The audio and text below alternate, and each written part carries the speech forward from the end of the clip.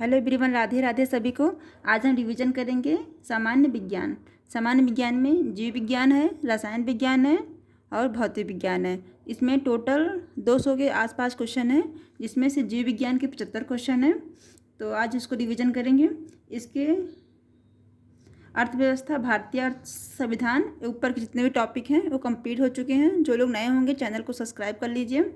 आज से हम हिंदी भी स्टार्ट, जीएस के साथ हिंदी स्टार्ट कर ले रहे हैं। साथ में एक क्लास जीएस की रहेगी तो एक क्लास पैरेलल हिंदी का। तो हम प्ले लिस्ट बना के डाल दिए हैं हिंदी को। जो लोग नए होंगे चैनल को सब्सक्राइब कर लीजिए। आज हम कंप्लीट करेंगे सामान्य विज्ञान का टॉपिक है जीव विज्ञान।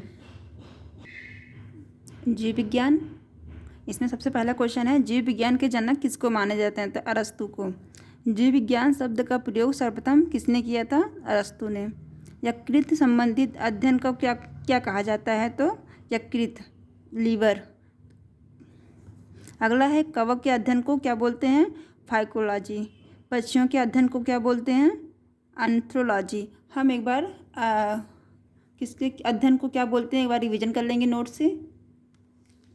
ये खान सर की नोट्स है, इसमें हमने डिवीजन का अध्ययन कहाँ पे लिखा है? जैसे है, शैवाल का अध्ययन को क्या बोलते हैं? फाइकोलॉजी। पेशी के अध्ययन को मायोलॉजी। हड्डियों के अध्ययन को बोलते हैं आर्यन्टियोलॉजी। आँखों के अध्ययन को बोलते हैं ऑप्थोमोपोलॉजी। ठीक। बालों के अध्ययन को ट्राइकोलॉजी। नाखून में एनिकोलॉजी। फिर है यहाँ पे दांतों का अध्ययन ओडोंटोलॉजी। मस्तिष्क क्या होता है? न्यूरोलॉजी या तंत्रिका अध्ययन बोलते हैं। ठीक। और दिल का अध्ययन क्या बोलते हैं? दिल, हृदय, कार्डियोलॉजी। गुर्दों का अध्ययन क्या बोलते हैं? नेफ्रोलॉजी। ठीक। त्वचा क्या होता है? डर्मेटोलॉजी। इसका ट्रिक क्या होता है याद करने का? डर्मिकूल पाउडर। तो अगला है, सब्जी, फल एवं फूलों की खेती क्या बोलते हैं? हॉर्टिकल्चर। अगला है, ओनली सब्जी, ओलियो कल्चर। अगला है, शिलालेख का अध्ययन को क्या बोलते हैं? एपिग्राफी। अगला है, फलों के अध्ययन को पोमोलॉजी। फूलों को फ्लोरिकल्चर। पक्षियों के अध्ययन को बोलते हैं एंथ्रोलॉजी। रेशम की खेती को सेरिकल्चर। पशु व्यवहार को एंट्रोलॉजी बोलते हैं। रक्त को हेमेटोलॉजी बोलते हैं। रक्त का पीएच मान कितना हो? 7.4 होता है। ठीक है। तो डीएनए आरएनए का है, इसको लें। यहाँ से पादपों का अध्ययन क्या बोलते हैं? फाइटोलॉजी। जीवाश्म को कैंसर का, कवक का कवक विज्ञान, पेशी का कवक का। तो इसमें हम सारे अध्ययन को क्या बोलते हैं? आप लोग यहाँ से रिवीजन कर लीजिए। ये देखिए यहाँ पे भी है। कानों के अध्ययन को ऑटोलॉजी। प्रजनन अंगों का अध्ययन क्या बोलते हैं? गायनोलॉजी। ठीक। यहाँ पे जितने भी अध्ययन होते हैं हम यहाँ पे ले रखे हैं, आप यहाँ से रिवीजन कर लीजिएगा। ये मेरी बायो की खान सर की नोट्स हैं। जैसे यहाँ पे कोशिका का विभाजन, यहाँ पे कोशिका का अध्ययन। सर्वप्रथम कोशिका की खोज किसने की थी? 1665 में रॉबर्ट हुक ने। ठीक। और जैसे यहाँ पे इसका है, यहाँ से क्वेश्चन पूछते हैं, माइटोकॉन्ड्रिया, सूत्र कणिका। यहाँ पे भी एक बार इसका जो खोज किसने की थी? माइटोकॉन्ड्रिया का अल्टमैन ने। आपसी शोषण होता है या क्रेस चक्र चलता है। इसमें एटीपी प्लस ग्लूकोज बनते हैं। ठीक। ATP plus glucose. कोशिका झिल्ली, जंतु और पादप दोनों में पाए जाते हैं। कोशिका भित्ति केवल सेलुलोज का बना होता है, जो केवल पादप में पाया जाता है। एटीपी कितने एटीपी? ये पूछते हैं पेपर में, 38 एटीपी। ठीक है। माइटोकॉन्ड्रिया का पावर हाउस भी बोलते हैं इसको। लाइसोसोम को ब्लड में नहीं पाया जाता है, इसको बोलते हैं अंदर जल अपघटक। ठीक है। हम आते हैं अपने क्वेश्चन पे। तो आप लोग यहाँ से रिवीजन अध्ययन जितने था। अगला टॉपिक है जीवधारियों का वर्गीकरण।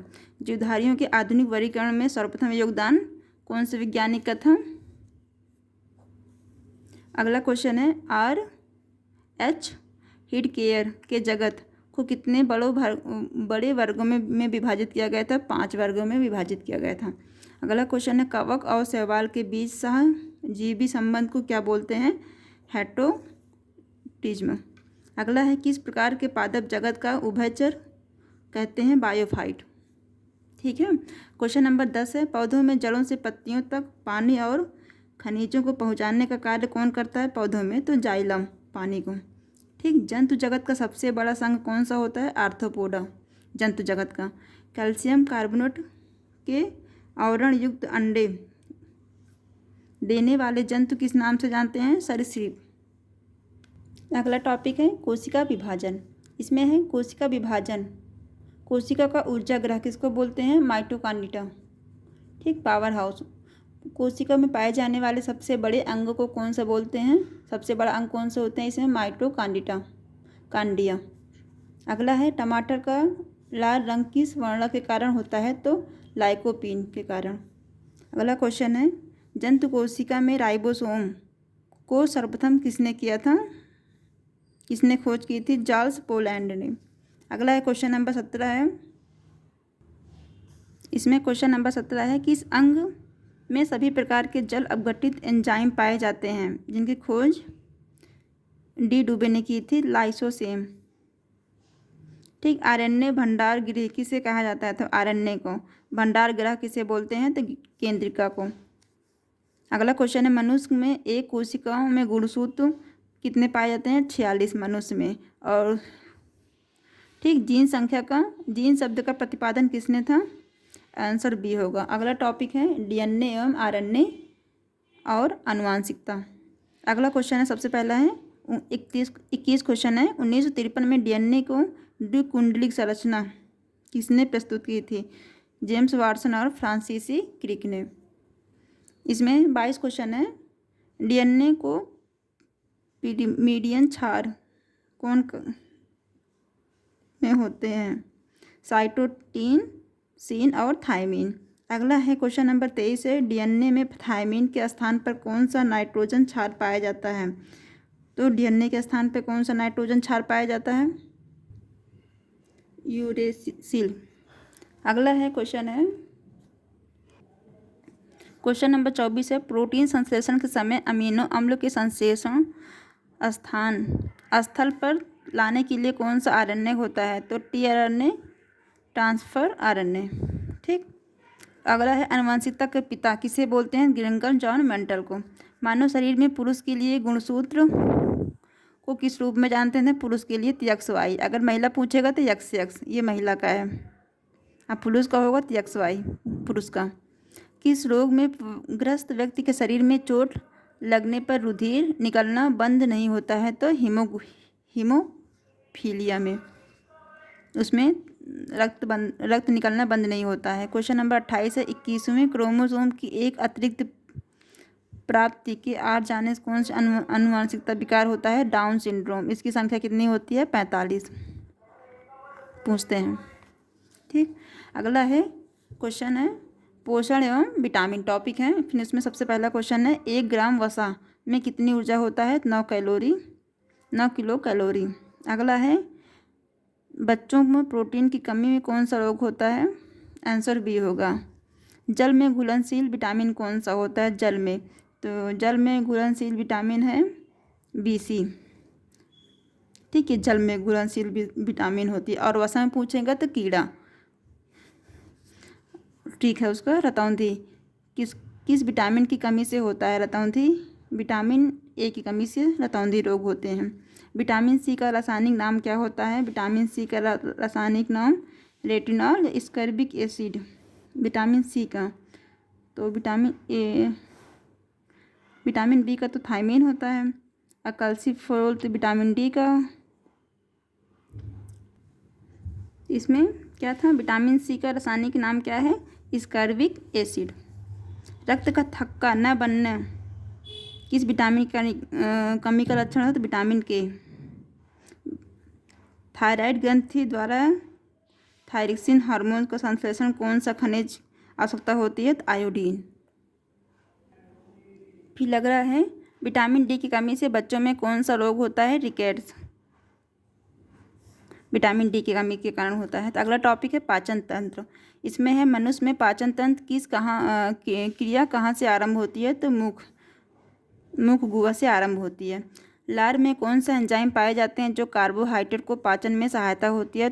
टाइलिन। और अगला है अमाशय की जठर ग्रंथि में कौन सा अम्ल होता है? तो अमाशय में कौन सा? HCl, हाइड्रोक्सिल प्लस अम्ल HCl।